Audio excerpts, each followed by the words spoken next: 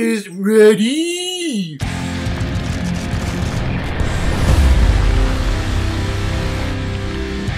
SPIDERMAN, released in 2002 and is directed by Sam Raimi, who has also directed such films like Drag Me to Hell, Evil Dead 2, Army of Darkness, Spider-Man 2, and Spider-Man 3. And this film is starring Tobey Maguire, Kirsten Dunst, James Franco, J.K. Simmons, and Willem Dafoe. In his senior year of high school, Peter Parker's class visits a radioactive spider lab testing thing in New York City. Because that's just what I want to be learning about in high school.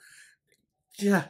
Tell me more about spiders. I want to know. And while there, nerdy Peter Parker gets bitten by one of the radioactive spiders. And shockingly, Peter starts realizing that he has the powers of a spider. So now, Peter Parker is gonna find out just how hard it is to be a spider. Shout out to every trailer for every single Rob Schneider film ever created. Here we are, Spider-Man. This, in my opinion, was the big jumping off point for the huge superhero craze and the implementation into pop culture that we have today. Yes, we had Blade come out in 1998, and then really the X-Men in 2000 was the very first one to kick off this whole craze of, hey, superheroes in movies. These are actually really cool. But X-Men, it did fine. It didn't do that well.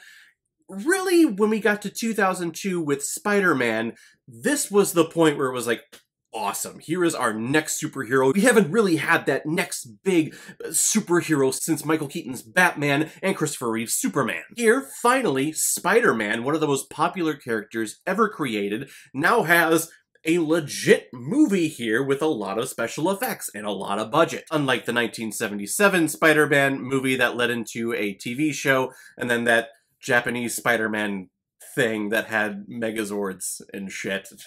Let's just not talk about those. I also think what added to the popularity of this character was that this film was released in 2002, about 6 or 7 months after the 9/11 attacks here in the United States. And I think people were just craving to have someone to go to the movies and just be enthralled with. And I think Spider-Man was that first superhero that all of us went, yeah, I'm getting behind him. Plus, if you watch this movie, there's so much New York City love.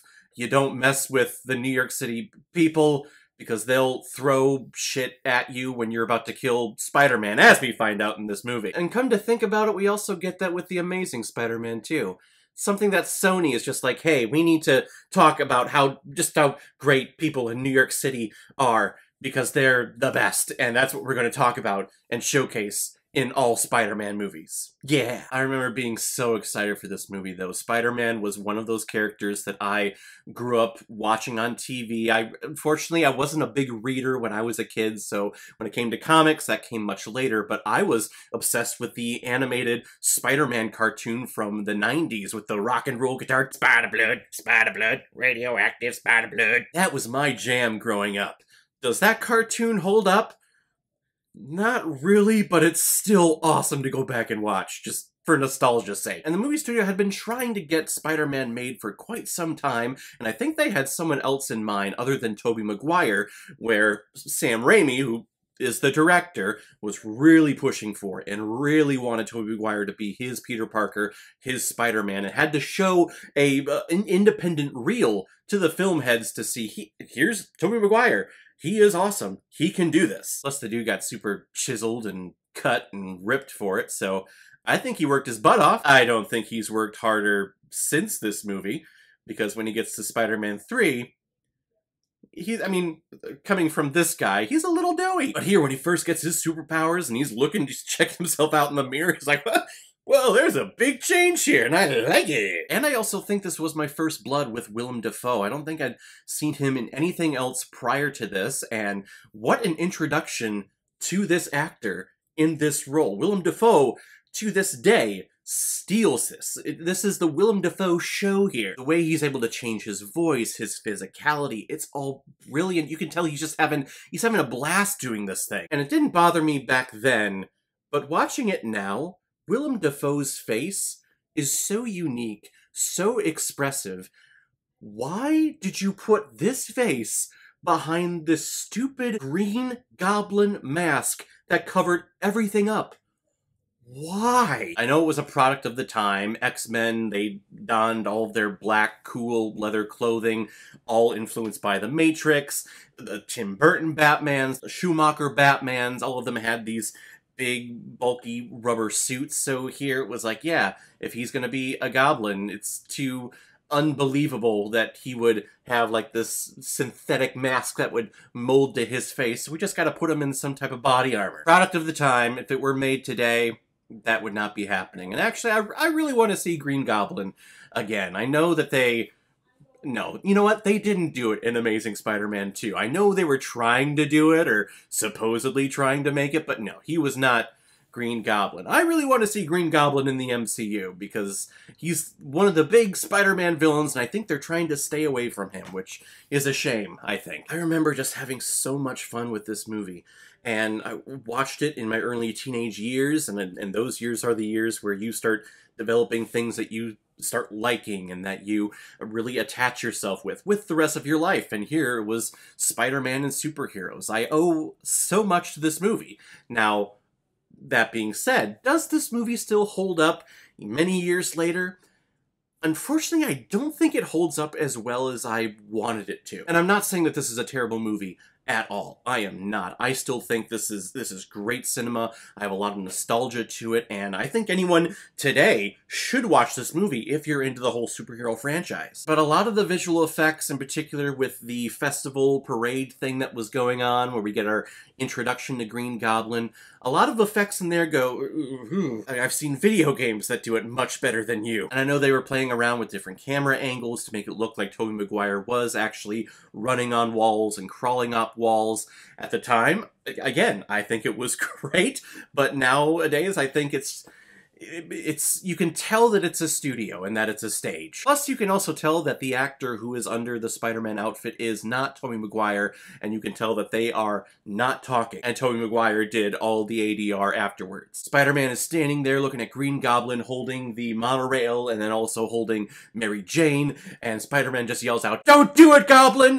But nothing here is moving. The guy is just standing there. "Don't do it, Goblin!" Really obvious to me today, and I guess if I'm being honest to myself, I probably noticed it back then, but I forgave it because it was Spider-Man. And also the body type of the stunt double in the Spider-Man outfit is not the same body type as Tobey Maguire. So you see the full live person in the Spider-Man outfit, I go, that guy's got a butt. Maguire doesn't have a butt. It's not the same guy. I also think it's unfair that I'm picking apart this movie many years down the road, where back then this was groundbreaking. This was brand new to me. This was really the first superhero film that I remember going to the theater and being cognizant of myself saying, okay, I want to see this. I'm here by choice, and I'm retaining everything. Yes, I went to the theater to see Batman Forever back in the 90s, and that was just amazing, because Batman was my character, and it was great.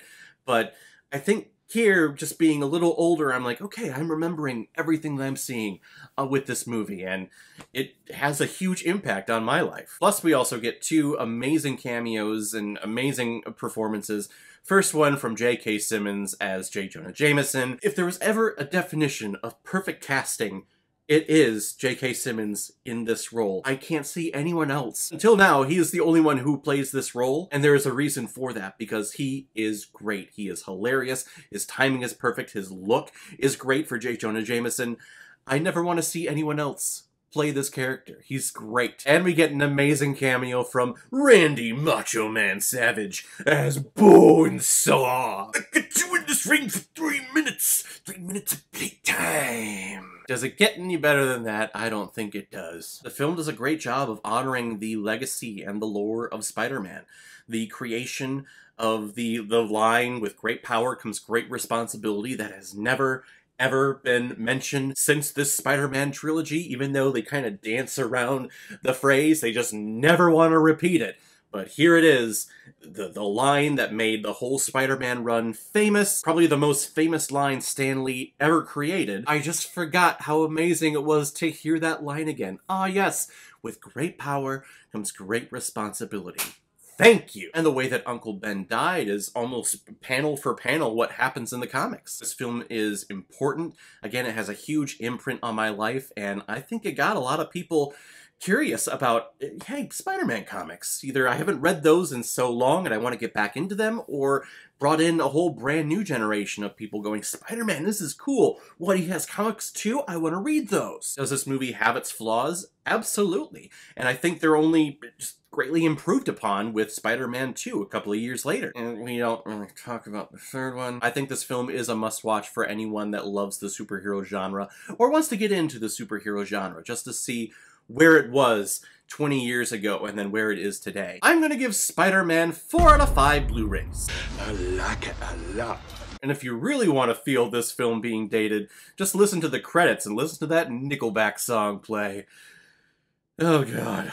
Alright everyone, now comes my favorite part of my videos where I pick which movie I'm going to be watching next, and I actually got another donation from one of my subscribers and one of my friends who really wants me to watch this movie that came out a couple of weeks ago, or maybe late last month, but it's a movie called Without Remorse, starring Michael B. Jordan, and it looks like he plays like a Marine or a Navy SEAL, and he's going in and killing a bunch of people. I'm a little scared to watch it because the donation that I got, the little note from Kyle Rausch said, yeah, so we were watching this, and it's pretty damn bad. We want to hear your thoughts on it. Thanks, Kyle, for the wreck of supposedly a bad movie.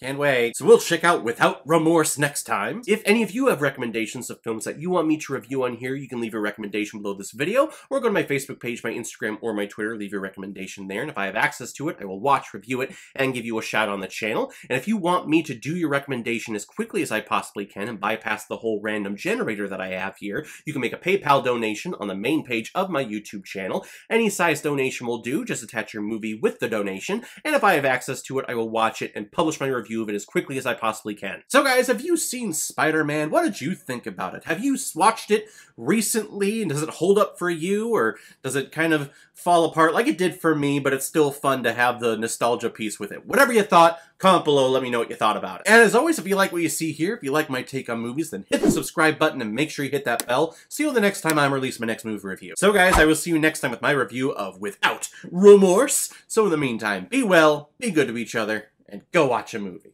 Take care, guys.